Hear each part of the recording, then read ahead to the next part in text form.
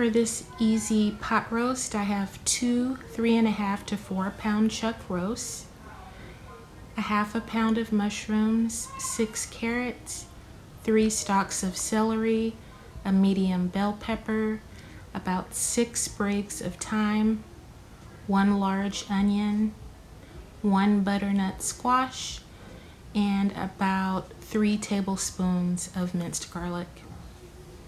Vegetable oil, flour, 3 cans of beef broth, and 1 can of large tomatoes.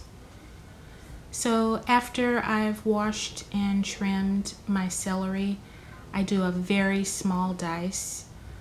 I love the flavor of celery and bell pepper, but I don't like to bite into. Call me crazy. So I do a very small dice for both. Very small slivers there. And I get all the flavor from those vegetables. I just don't have to bite into them. 1 large onion. Cut in half, cut away from the core, and it stays together while you're slicing it up.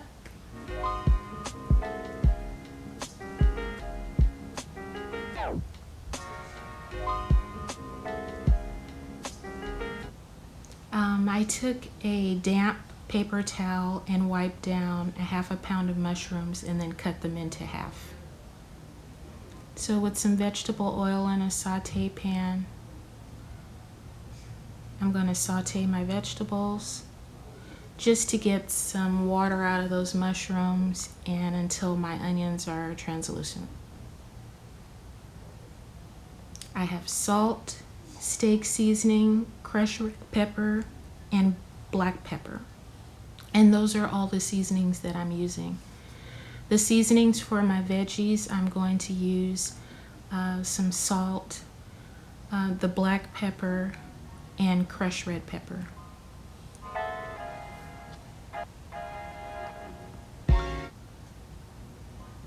They're nice and translucent. I'm not going to add the juice at the bottom of those veggies. I'm just going to add the veggies. Spread them nice all the way over my roasting pan. I'm using a cast iron skillet. I have 2 chuck roasts that I have rinsed and patted dry. And I'm going to season them with salt, steak seasoning, and black pepper. And I'm going to rub that in really good. My pan is heating up with the oil.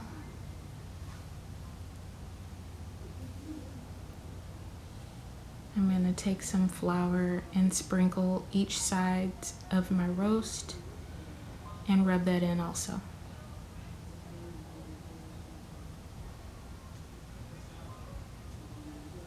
Pan has a nice smoke to it. I'm going to add my first roast and cook them about 3 minutes on each side. I've also preheated my oven to 325. First one is done, right on top of my veggies. A little bit of oil.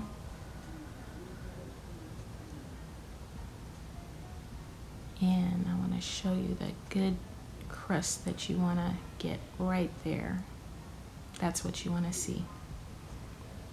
Now I'm going to get all that goodness out of the bottom of my skillet. I'm going to deglaze it with 3 cans of beef broth. And you can very well have used chicken broth or vegetable broth, or even water.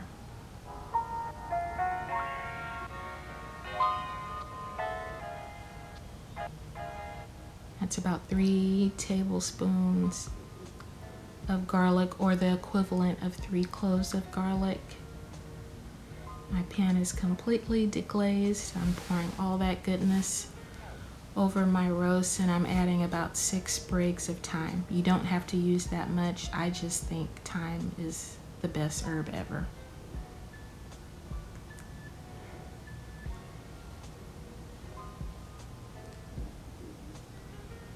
In the pan,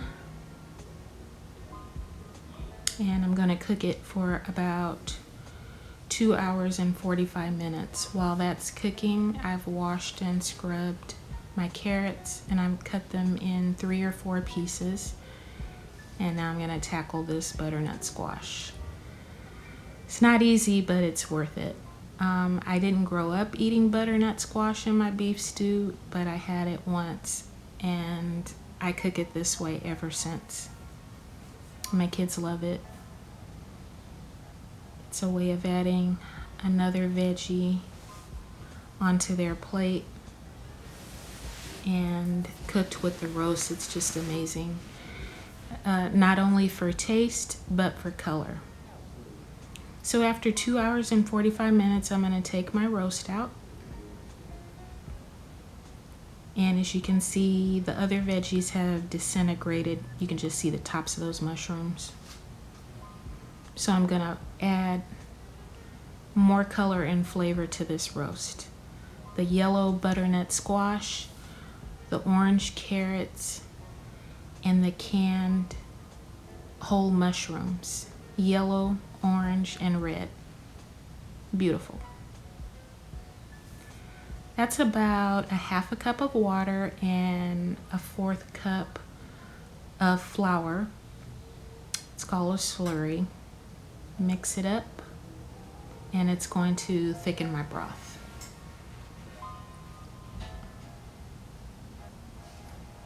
Stir that in before I add my fragile tomatoes. I'm just gonna basically top the roast with them, and they come out tasting delicious. Nothing like a canned tomato.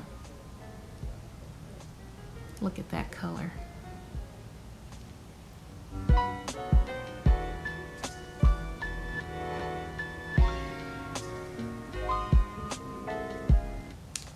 Tightly back with foil.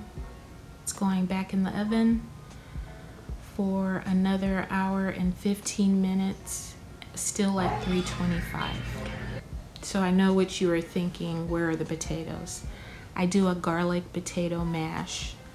I boil 8 potatoes, saute a stick of butter with 2 tablespoons of garlic, add that together with some half and half, not milk, and they are the most amazing potatoes you've ever had. Much better than eating a potato that came out of a roast that you cooked.